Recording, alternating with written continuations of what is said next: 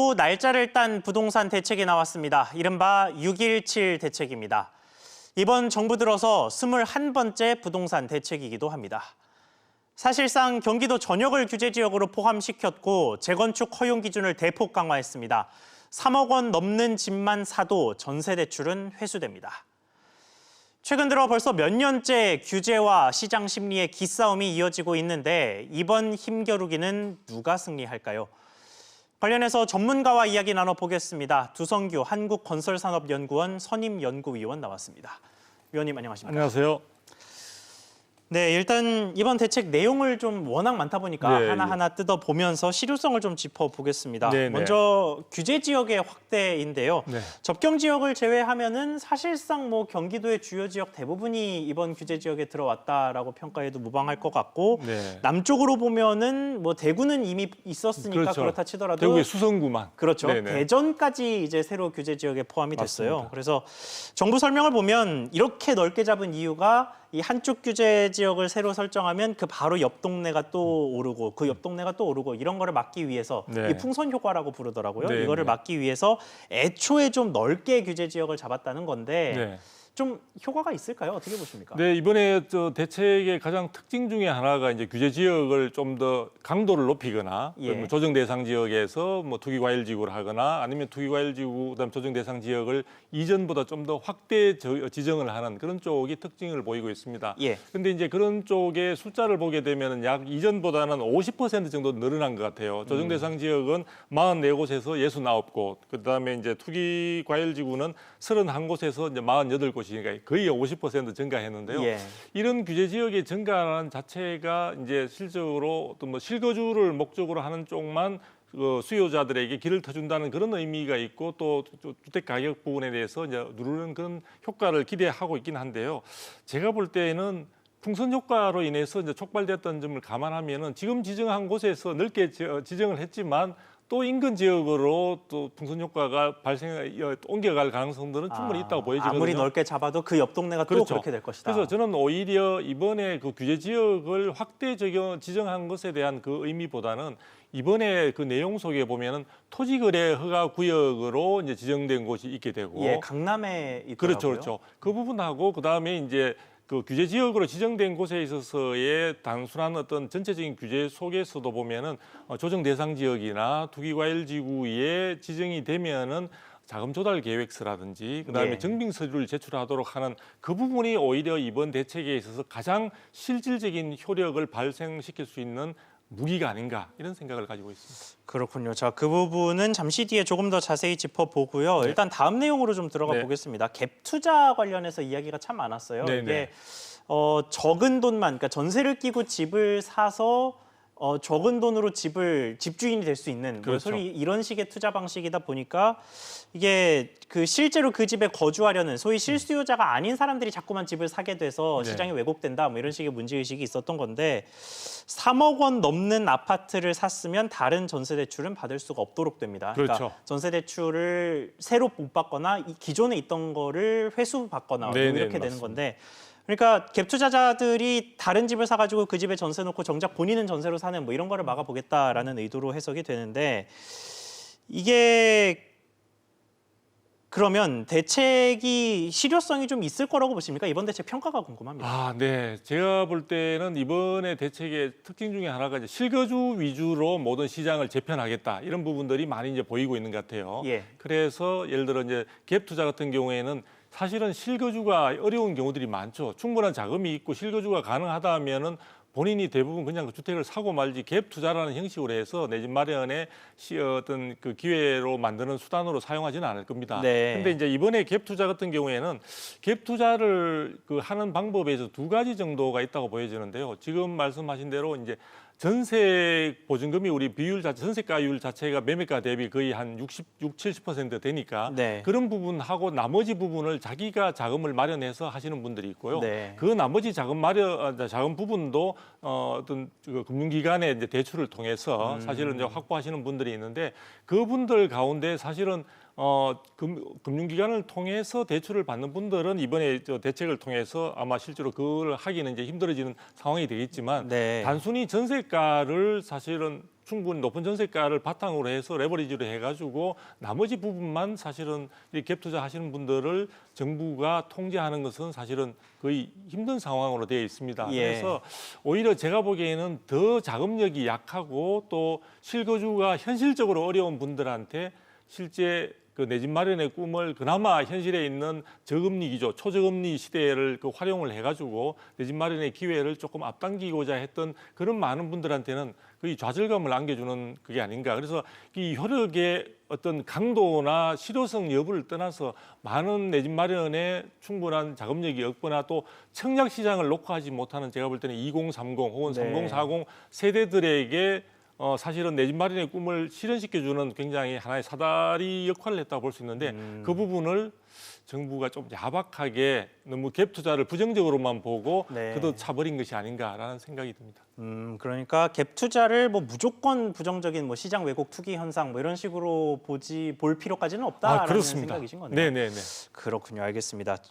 아까 말씀하셨던 토지거래 허가구역 이야기를 좀 더 자세히 해보죠. 네네. 이게 강남과 그 송파에 있는 3개의 동이 이번에 들어갔는데 네네. 다 주변에 개발 관련 이 수요가 좀 있는 그러니까 호재가 있는 네네. 곳들이에요. 네. 뭐 국제교류 복합지구라든가 아니면 네. 뭐 현대 GBC 건립이라든가 뭐 이런 것들이 다 있어서 인근의 집값이나 땅값이 좀 뛸 여지가 있으니까 거래할 때마다 구청이나 뭐 시청 허가를 받아라 뭐 네. 이런 식의 이야기인데 이런 정책 좀 평가가 어떠신지 궁금합니다. 예, 이 토지거래 허가제도가 도심지에 사실은 다시 이제 이렇게 적용하는 것은 11년 만이라고 합니다. 예. 그래서 지금 얼마 전에 우리가 이제 5월달에 수도권의 주택 공급 기반 확충 방안을 발표할 때 용산 지역, 그렇죠. 정비창 구역에 이제 주택을 공급하는 것과 관련해서 많은 수요들이 이제 몰려들 움직임이 있으니까 그걸 토지거래 허가구역으로 최근에 이제 처음 묶었다고 볼 수 있죠. 네. 그 다음에 이어서 이번에 이제 GBC 지역이나 잠실 이제 마이스 이쪽의 계획과 관련된 그 주변 지역에 대해서 전체 아마 적용 대상 지역으로는 14.4 제곱킬로미터에 해당되는 것으로 보입니다. 그래서 아주 넓은 것은 아니라고 볼 수 있는데요. 네. 이 부분의 경우에 있어서 이제 토지거래 허가구역으로 묶이게 되면은 정말 조심을 하셔야 되는 게 이 구역의 경우에는 반드시 본래 계약할 때의 목적, 즉 실거주로만 가능하도록 됩니다. 그래서 약 2년 동안에 있어서는 이 부분과 관련해서 매매를 한다든지 임대를 한다든지 하는 것은 전면적으로 금지가 되고요. 예. 더 중요한 것은 만일에 위반했을 경우에 있어서는 형사처벌이 가능하도록 문제가 되는군요. 네, 그렇죠. 2년 이하의 징역에 처할 수도 있고 예. 그다음에 전체 거래 금액의 30%에 해당되는 벌금을 부담을 해야 되는 상황도 있습니다. 그래서 굉장히 엄중한 건데요.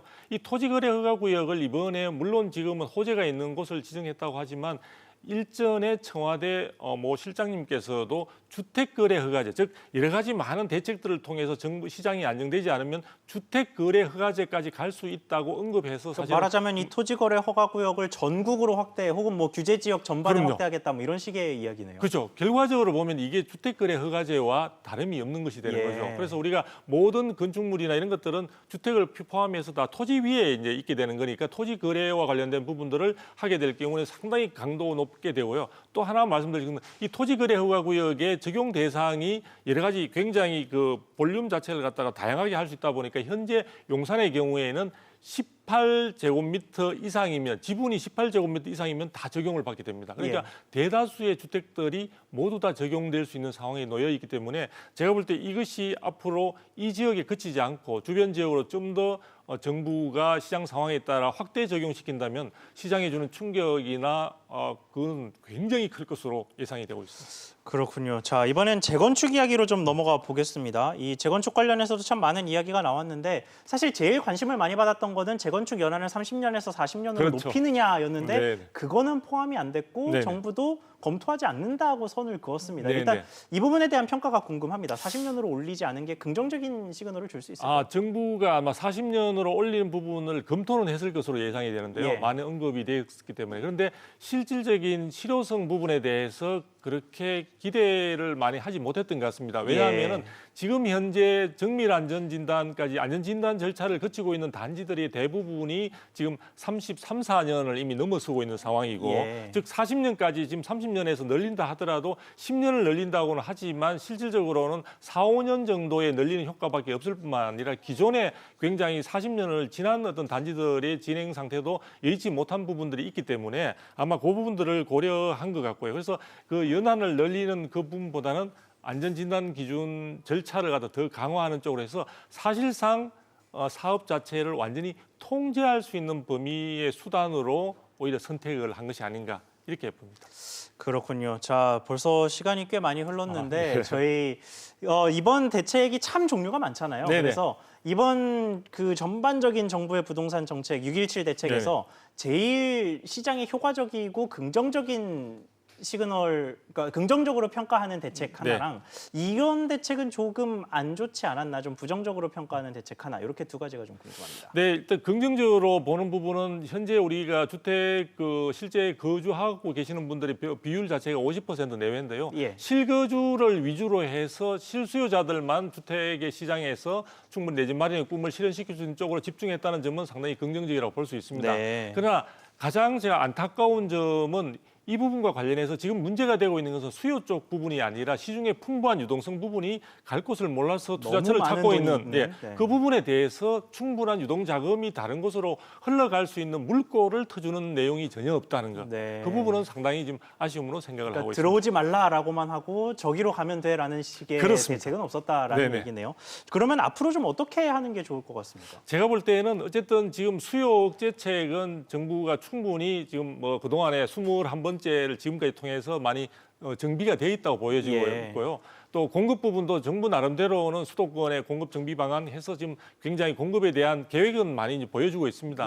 정부는 이 점에서 지금 저금리 기조 하에서 시중에 좀 풍부한 유동성 부분이 적절하고 합리적인 투자 대상처를 찾을 수 있도록 정부가 적극적으로 좀 그것을 발굴해주고 안내하는 것이 필요해 보입니다. 예를 들면 리츠나 이런 부분들에 대해 간접 투자 방식에 대해서도 많은 이야기는 하고 있는데 정부가 보다 적극적으로 실효성이 있는 방안들을 내놓고 있지는 못하거든요. 리츠가 각광을 받고 있는데 종목이 6개 정도밖에 없는 상황이죠. 그 여러 가지 또 제도적인 한계도 좀 있다 보니까 나중에 기회가 되면 다시 한번 말씀을 드리겠습니다만 그런 부분들에 대해서 정부가 추가적인 대책을 얼음장 놓는 것만 자꾸 다음에 낼 수 있다는 그런 식의 언급이 아니라 향후에 그런 부분들을 충분히 포함해서 정부가 준비하고 있다는 그런 시그널을 갖다가 주는 것이 보다 중요하지 않을까 이런 생각을 합니다. 네, 알겠습니다. 오늘 말씀 여기까지만 듣겠습니다. 지금까지 두성규 한국건설산업연구원 선임연구위원과 함께했습니다. 위원님, 오늘 말씀 감사합니다. 감사합니다.